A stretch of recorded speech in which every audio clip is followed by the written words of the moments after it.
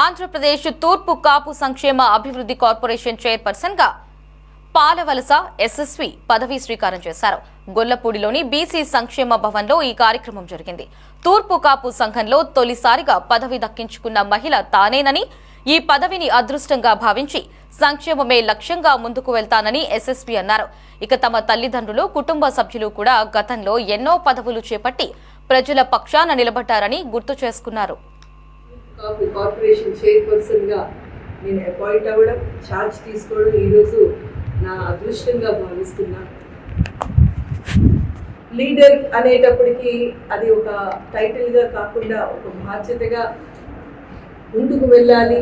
ప్రజల గొంతుకు మనమై వాళ్ళ కష్టాలు, బాధలు తీర్చిదిద్దేలాగా ఒక నాయకురాలిగా నన్ను పవన్ కళ్యాణ్ గారు తీర్చిదిద్దడం, దాదాపు 8 సంవత్సరాలు జనసేనలో ప్రయాణం చేయడం, ఇది ఒక ఎక్సర్సైజ్ లాగా నేను ప్రజలతో నలిగి మేము ఈరోజు నాయకులుగా తయారవడం అన్నది అది పవన్ కళ్యాణ్ గారి ఒక్కరికి సాధ్యం. ఎందుకంటే ఆయన మమ్మల్ని ప్రజల కోసమే ఉండండి, ప్రజల గురించే ఉండండి అని పదే పదే చెప్పి మమ్మల్ని ట్యూన్ చేసి మొత్తం ట్రాన్స్ఫార్మ్గా చేశారు.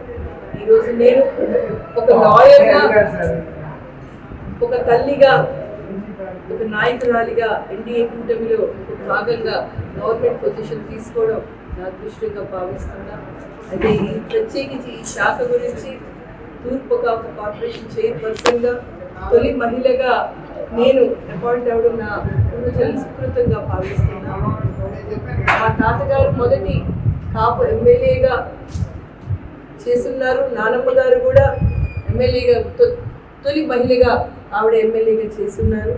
అలాగే మా తల్లి వైపు కూడా ఆమె చిన్నాన్న గారు కూడా ఎంపీగా, బొబ్బిలి ఎంపీగా చేస్తున్నారు. ఇవన్నీ ఎందుకు చెప్తున్నానంటే తూర్పు కాపు ఉనికిని ఆ రోజే 1947 నుంచి కూడా తర్వాత ఫస్ట్ ఎలక్షన్స్ నుంచి మా కుటుంబం సర్వీస్ చేస్తూనే ఉంది.